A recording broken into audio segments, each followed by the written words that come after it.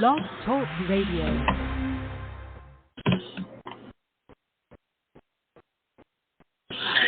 Okay, hi everybody. I don't know if you can hear the music or not, but I'm actually playing Fame by Irene Cara. And if you can't hear it, it's okay. I'll add it into the audio. Okay, hi everybody. Welcome to Coffee Chat with Camille. Today is December 1st, and we are technically in the evening here in the USA in the sunny state of California. I did want to continue my trivia about the now late Irene Cara, who just passed away a few days back, November 25th. And so we want to know, who is she? Okay. Irene Cara Escalera was born, March 18th, 1959, and she transitioned on November 25th, 2022. She was an American singer and actress. Cara rose to fame and prominence for her role as Coco Hernandez in the 1980 musical film Fame, and for recording the film's title song, Fame, which reached number one in several countries.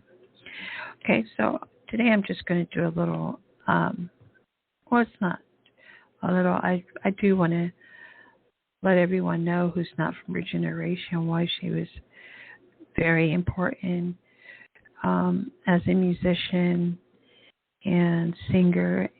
She was a songwriter, she was an actress, and most of all, or just as equal, she was quite beautiful. So she was born in the Bronx, New York City, USA, and she passed away on November 25th at the age of 63. Although she did not look 63, she looked very young, very beautiful. She was a singer-songwriter actress, as I mentioned. She was known for playing in a few movies. Sparkle was one of them. Her character was Sparkle Williams. In Fame, she played Coco Hernandez. Her spouse's name was Conrad Palmisano. And they married in 1986, and it ended in 1991. Her musical career genre was R&B, pop disco.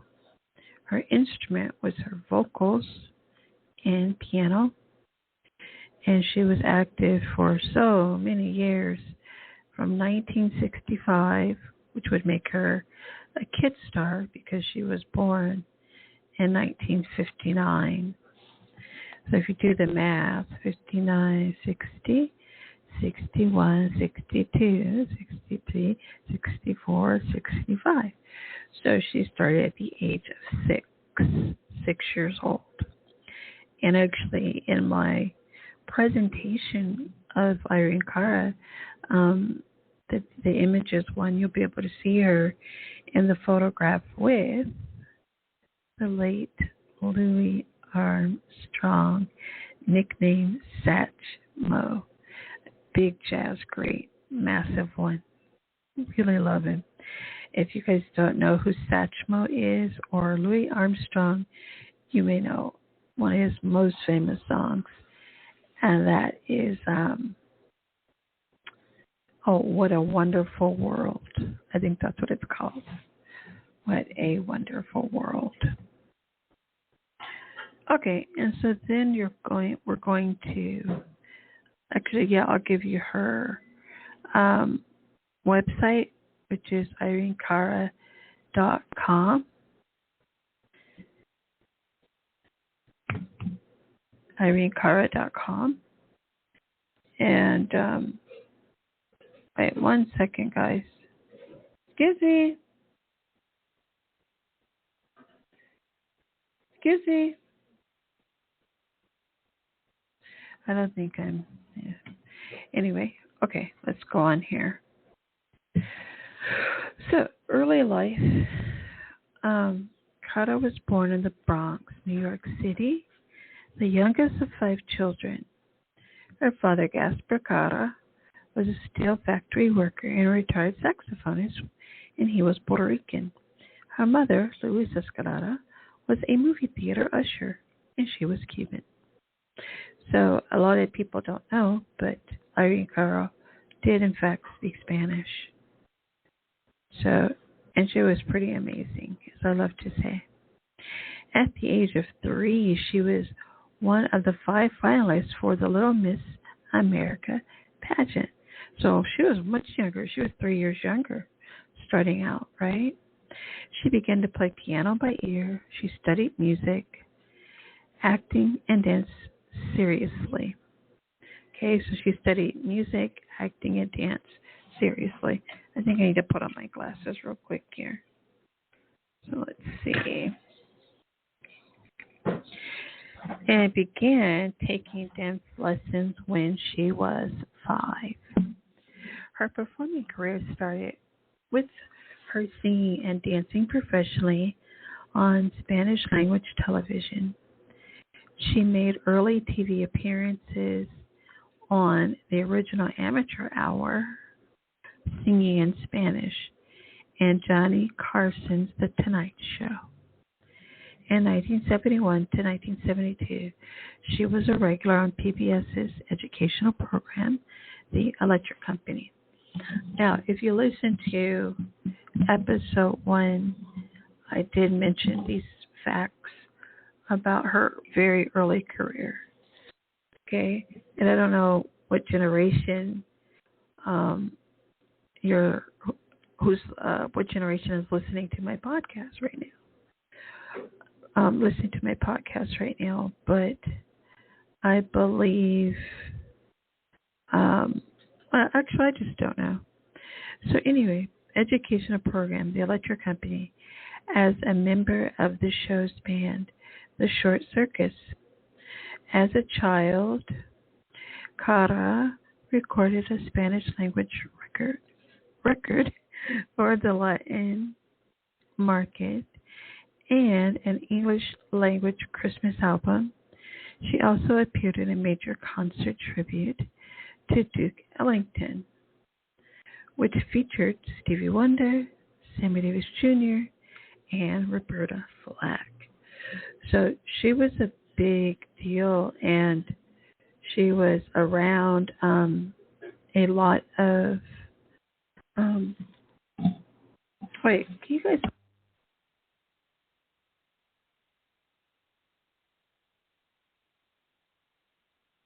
at work? Okay, sorry about that, folks. I hope you didn't hear me go in on the person I'm married to.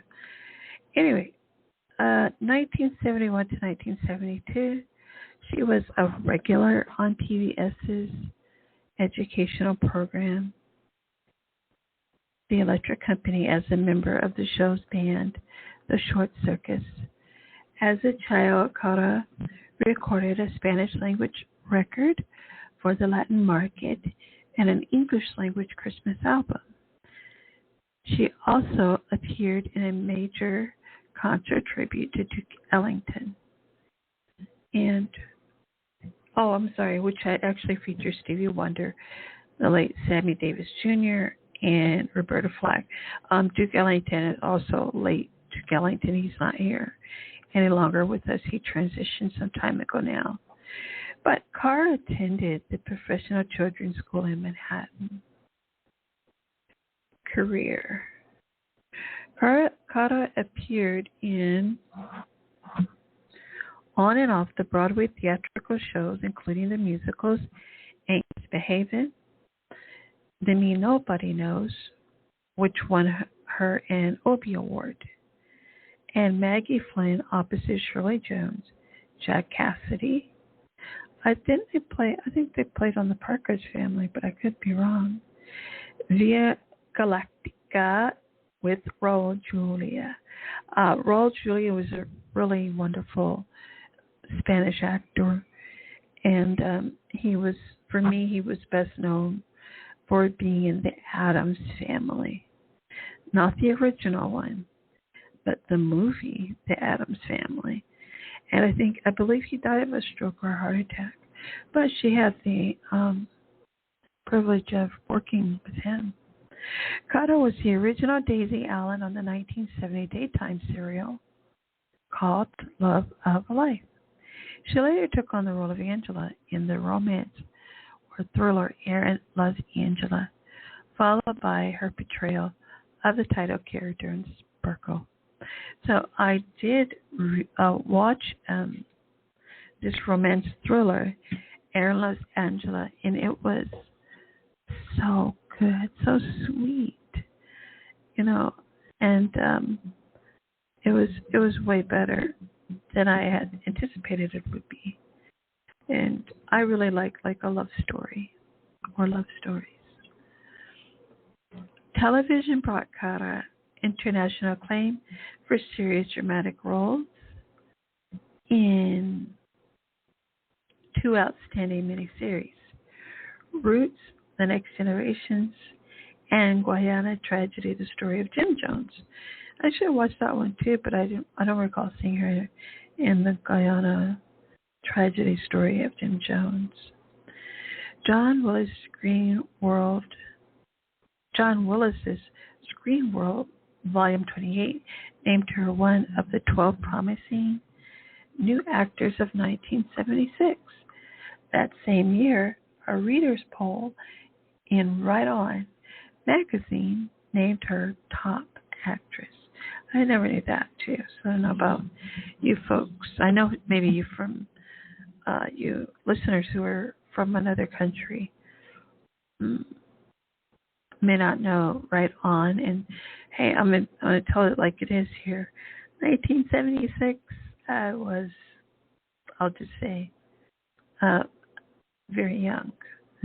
So I definitely didn't know about the magazine.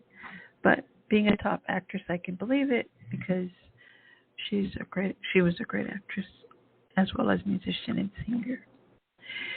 Fame, 1980. So we're going to read a little bit about this and post-Fame, 1980 to 1999. The 1980 hit film Fame was directed by Alan Parker. It catapulted Cara to stardom. She was originally cast as a dancer, but when producers David De Silva and Alan Marshall, the screenwriter Christopher Gore, heard her voice, they rewrote the role of Coco Hernandez for her to play. Excuse me 1 second. I have a little coffee.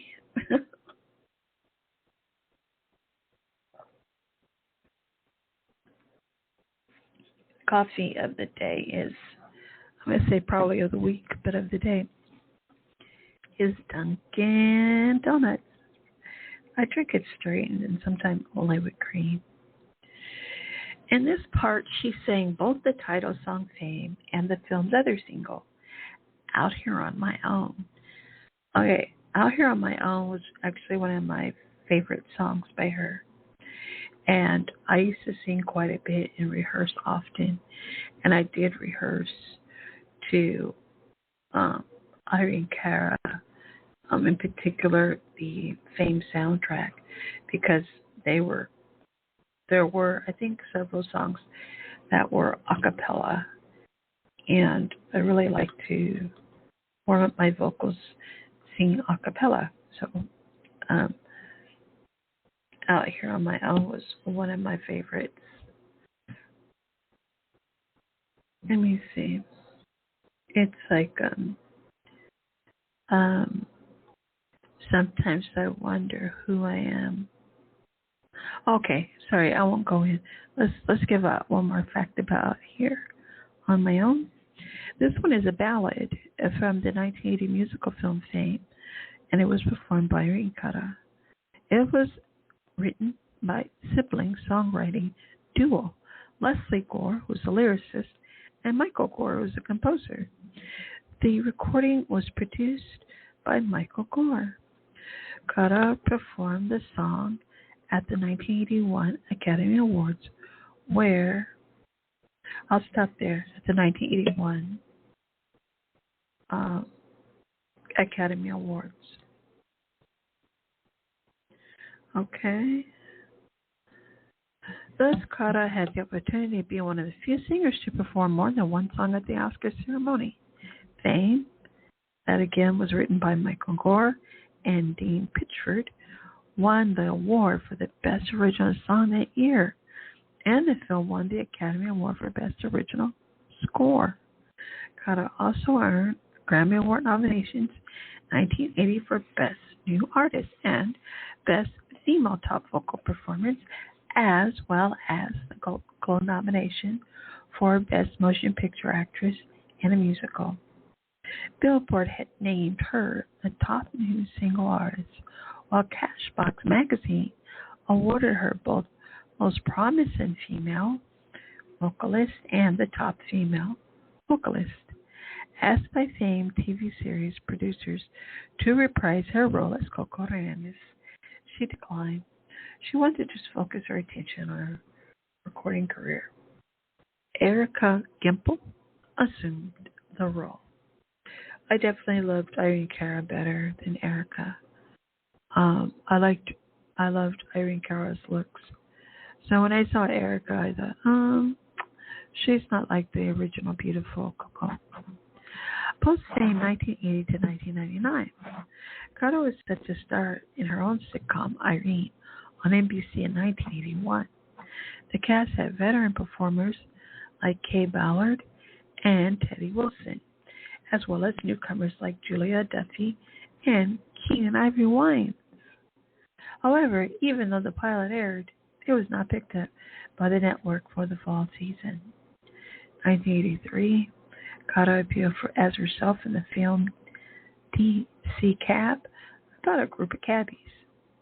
One of the characters, Tyrone, played by Charlie Barnett, is an obsessed Cara fan who decorated her checker cab as a shrine, who decorated his checker cab as a shrine to her. Can you imagine sitting in a cab, or they have a lot of them in New York, but like a Lyft or an Uber, and you look all in it, and it's like Irene Cara pictures and everything. Oh, that's so sweet. Her contribution to the film's soundtrack was The Dream, Hold On To Your Dream, played over the closing credits of the film, and was a minor hit, peaking at number 37 on the Billboard Hot 100 in February of 1984. In 1982, Cara earned the Image Award for Best Actress when she co-starred with Diane Carroll and Rosalind Cash in the NBC Movie of the Week, Maya Angelou's sister. Cara portrayed Marley Evers Williams in the PBS TV movie about civil rights leader Medgar Evers, For Us the Living, the Medgar Evers stories. I'm going to look for that movie, because this movie, it ended up, the Medgar Evers story, it earned an NAACP Image Award Best Actress nomination for Irene Cara. She also appeared in 1982's Killing Me Softly. Cara continued to perform in live theater. In 1980, she briefly played the role of Dorothy in The Wiz on tour, in a role that Stephanie Mills had first portrayed in the original Broadway production. Coincidentally, Cara and Mills had shared the stage together as children in the original 1968 Broadway musical Maggie Flint, starring Shirley Jones and Jack Cassidy, in which both young girls played American Civil War orphans. Oh. In 1983, she reached her peak of her music career with the title song for the movie Flashdance, What a Feeling, which she co-wrote with Giorgio Moroder and Keith Forsey. Cara penned the lyrics to the song with Keith Forsey while riding in a car in New York heading to the studio to record it. Moroder, composed the music. Cara admitted later that she was initially reluctant to work with Giorgio Moroder because she had no wish to invite further comparisons with another artist who worked with Moroder. Sorry about that, everybody. I always have this phone on. Okay, hopefully I always turn the volume off and there's still sound. This is an iPhone and I'm not sure how to turn it down here. So I apologize for the background noise, folks. Excuse me. In 1984, she was in the comedic thriller City Heat, co-starring with Clint Eastwood and Burt Reynolds, and singing the standards Embraceable You and Get Happy. She also co-wrote the theme song City Heat, which was sung by the jazz vocalist Joe Williams. Now, he's someone that I had the privilege to hear and see at California Institute of Technology in one of their major auditoriums there. The short name for California Institute of Technology is Caltech. I can never forget it because my mother worked there. She was an executive at this technical university. And so Joe Williams was performing. And so I was so fortunate enough to hear his beautiful voice. And he also he had a bit role on The Cosby Show. In May of that year, she scored her final top 40 hit with Breakdance, going to number 8. The follow-up, You Were Made For Me, reached number 78 that summer, but she did not appear on the Hot 100 again. In 1985, Cara co-starred with Tatum O'Neal in Certain Fury, about two troubled young women who flee a court hearing and are mistaken for killers. Oh no. In 1986, Cara appeared in the film. Excuse me, everyone. I turned the volume down on my phone, and you see how you probably could hear it. So that's why I end up turning it off. So let me get back to sweet Irene Cara. I say Cara, but I think it's just Cara. So I'll say Cara moving forward, okay? And also, everyone, I would love to watch the movie. The two movies mentioned, Certain Fury, and let's see. She also provided the voice of Snow White in the unofficial sequel to Disney's Snow White and the Seven Dwarfs, Filmation's Happily Ever After, in 1993. That same year, she appeared as Mary Magdalene in the Tour of Jesus Christ Superstar opposite Ted Neely, Carl Anderson, and Dennis DeYoung. Along with her career in acting and hit singles, Cara released 3 studio albums. Anyone Can See, that was in 1982. What a Feeling. Oh, I love that song. 1983. Charismatic in 1987. The most successful of these being What a Feeling. What a Feeling. In 1985, she collaborated with the Hispanic charity supergroup Hermanos in the song Cantera Cantaras, in which she sang a solo segment with the Spanish opera singer Placido Domingo. Cara toured Europe and Asia throughout the 1990s, achieving several modest dance hits on European charts, but no U.S. chart hits. She released a compilation of Euro dance singles in the mid to late 1990s entitled Precarious 90s. Cara also worked as a backup vocalist for Vicki Sue Robinson, Lou Reed, George Duke, Oleta Adams, and Evelyn Champagne King. In 1993, a California jury had awarded her $1.5 million for her 1985 lawsuit that she had filed against record executive Al Corey, I think that's how you pronounce his name, C as in cat, O-U-R-Y,